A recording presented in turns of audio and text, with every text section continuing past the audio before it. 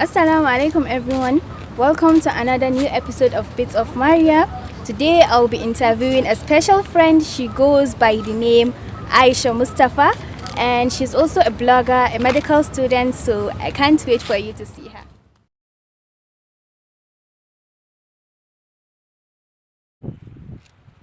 Assalamu alaikum. Alaikum salam, Maria. Good to see you. It's good to see you too. That's great. Alright. So welcome to Bits of Maria, and I'm pleased to have you on this show. Thank you very much, Maria. I'm glad You're to be welcome. here. As I said earlier, she's a blogger, and this reminds me of your first article you wrote on feminism. Like when I started reading it from the first paragraph, it was like, "You're a feminist," he said. Like I had to laugh because this is serious, and then I don't know, can you tell us like what happened? What's the article about? Just tell us a little on it. Okay. Actually, it's even when I wrote it, like I kind of laughed because it's even funny to me myself. Yeah. So what happened was that I had an altercation with someone. So the phone call. So I think he wanted to insult me or something like that. So he was just like, "You're a feminist chick," like meaning you're a feminist. Oh my god. Okay, at least maybe he expected me to kind of feel angry, or he expected it to be an insult. But instead, I replied to him, "Of course I am." Yeah, like so you never knew I was. Yeah. So I started the article, but I want to kind of change that misconception we have about feminism. Yeah. You know, people they've taken it as something like you can use to insult someone, or something that means something totally something different at all. So like I wrote the article to kind of enlighten people about it. Yeah. So it isn't about just like a name tag. It's about, okay, what do you represent, what you are fighting for. You're talking about women's rights, your right to education, your right to everything in the society, like to be seen as a human, your right not to be abused. So that's basically what it is about, and that's what I highlighted in the article. So I hope to change this misconception about it. Okay. Second thing we're going to talk on is about rape. You know, rape is an epidemic, and people used to say like in order to avoid rape, maybe you should stop wearing short skirts, you should stop staying out at night. What can you say about that? Well, I think all those tips that like they are quite irrelevant because like as you can see now they aren't even working. It's not stopping the rates of rape because now we have a situation whereby like being toddlers are being raped, children below the age of 3, 4, and also like, at home. Exactly, people at home, people fully dressed. So that's enough to tell us that all those things isn't about tips that it's about the rapist should not rape. Instead of all those tips, why not rapists should not rape? That's the best thing. Exactly, that's the best thing we should have. So I think it's a really serious issue because it saddens me a lot. Like someone comes to you with a complaint of, okay, so has raped me, but instead of like taking it something serious and taking action, you begin to ask, okay, where were you? What were you? I think those questions are irrelevant and they're also insensitive to the personal life. So we need to like change our attitude as a society. We need to show that okay, we are not condoning this, and rapists have to be like severely punished. Thank you for this. This is wonderful. Next thing we're going to talk on. Maria, why not to play a game? Seriously? Like so we are talking about serious things. The atmosphere is getting tense. And you know, I normally play games after the show, but since it's you can play the game now. Right, so what game are we playing? We should play a game of rock, paper, scissors. Oh yeah, okay. So for our viewers that know it already, that's okay. For those that don't know it, okay, this symbolizes scissors, this rock, and then this paper. So the scissors cuts the paper, the rock crushes the scissors, and the paper covers them. It's actually a mind game. Like it seems simple, but then it's the ability to kind of gauge what your opponent is about to do next. So let's see who's better at this mind game. Okay. So now let's start. I'm going to beat. No, you can't. You can't. Okay, let's start. To the game. I'm going to so beat you. No, I'm gonna crush you. I'm gonna cut you off, and I'll cover you. No, you won't. Okay, let's see. Okay. All right, let's start with the game. Okay. We're going to go 5 times. So the person with the highest number of points wins. Okay. Rock, paper, scissors. Rock, paper, scissors. You covered me. Whoa. Rock, paper, scissors. I covered you. Rock, paper, scissors. Rock, paper, scissors. Rock, paper, scissors. Rock, paper, scissors. I covered you.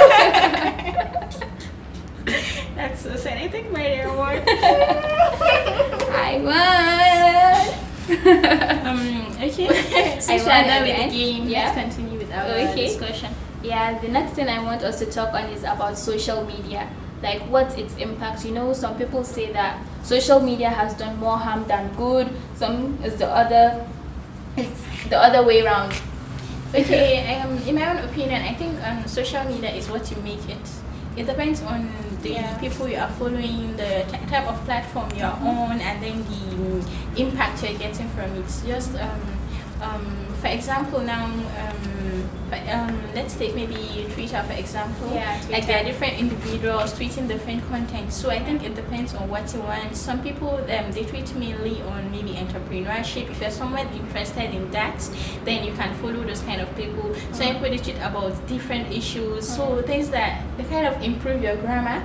Then you know more about what's happening. Then on Instagram also, some people they tend to follow people that are okay, they live a kind of life. You start getting like kind of intimidated by them. You're like, okay, this girl has posted today with this kind of clothes, with this kind of jewelry or phone. I have to get it soon. Or she's in this kind of car. So if that's the impact it's having on you, then definitely it has a negative impact. But when you follow people of substance, like people that are showing you things, like guiding you through things that are actually important to your growth, then it's definitely an advantage. So it's all about what you make it to be. That's true. Think about skin bleaching. Like I think bleaching is a kind of serious issue. Serious situation that has been troubling people around, troubling our girls, especially the ladies of nowadays. I think it's all related. It's all about self-love. Like when you believe that, when you love yourself, you believe you're whole in your own. The way you are created is just you are created just the perfect way that you should be. So you don't think okay. Having a light skin is superior. You know, it's a kind of societal maybe conditioning. People already feel okay, as a lady you should have this, you should be this height, you should be exactly, you should be this height, you should be this size, it should be this color, different. Everybody will be a silly little opinion. So it's about self-love. You love yourself in your own skin, you're comfortable in your skin. Okay, I'm dark in complexion, I'm chocolate in complexion, and that's the best one. I look beautiful just the way I am. So I think those just like the right smokers are liable to die of cigarettes, they should write bleachers are susceptible to a lot of things on their containers. Because when you check like bleaching, it has, I think the side effects definitely like overweighs the benefits. Actually it has little or no benefits. So when we're talking about the side effects, you talk of someone who bleach their knuckle is dark, like you have disproportionate color of your body, your face, different patches on your skin, different patches. Or sometimes you see there's another blue and black on the face. This side is blue, this side is black. Talk of acne, it even causes kidney disease. Exactly. Some causes cancer, mercury poisoning, all this among others. So like we should I think those lightning products should actually be banned because they are causing serious health issues in society. So you would just be beautiful the way you are. I guess like Beyonce said, brown skin girl. So I'm going to leave you with this advice. So move that gorgeous body of yours, live apologetically in that beautiful skin of yours. You can't hate your way into loving yourself. This cat. This is my cat Nikki. Actually they are quadruplets. Wow. I'm telling you. Hello, Two died, someone took the other one. Oh my god. Here she is. Still Dicky? Still Dicky. The other one, I named them Dicky and Nikki. Okay. So this is Nikki. So today we have a cat on this show. Wow, that's cool. Alright, let's not mind the cat and then continue with our video. Just cats to be part of this show, so if you see the cat going around, don't mind her. No, first Nikki. First Nikki has a name. Okay. Wow. Anyway, the next thing we're going to talk on is what do you think about pressuring ladies into marriage? That's something that actually it's actually a big problem. So this issue of pressuring girls into marriage, like it's something that is very, very annoying. Just imagine the moment you clock 18, 19, 20, people begin to ask you, when are you going to get married? When are you bringing? Like you begin to wonder, okay, are you interested in the wedding ceremony, or are you actually concerned for my well-being and the marital life? So I think that pressuring of a thing, like no matter how subtle it is, then it takes takes a toll on someone's mental health, and it has its impact. So I think we should like be more sensitive, because when you are pressuring someone, always asking them when is this going to happen, when is that going to happen, they can make the wrong choices. You see someone like, okay, even before the marriage, someone is misbehaving to you, but because of that pressure you have on you, so you won't be able to like sit down, think properly, analyze, and make a smart decision on this person they are getting married to. So I think we should literally stop asking, like it's none of your business. I like that part. It's none of your business. Exactly, it's none of your business. Like we need to start giving that reply more, to be asking people. You say someone, you are not my friend, you are not my close friend. You don't joke, you don't laugh, but what you're asking me, when are you getting married? Like what do you mean by that? So like we need to start asking those people questions. So when someone asks you that, it's maybe like, what's your business with me? So and apart from that, even from childhood, this condition I think it starts from small. Really?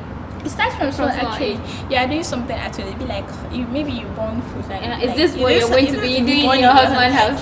So we are already conditioned, like ladies, to aspire to marriage. So when you have that notion that your purpose in life is to become a Mrs. The moment you get married, you achieve that title. That's all.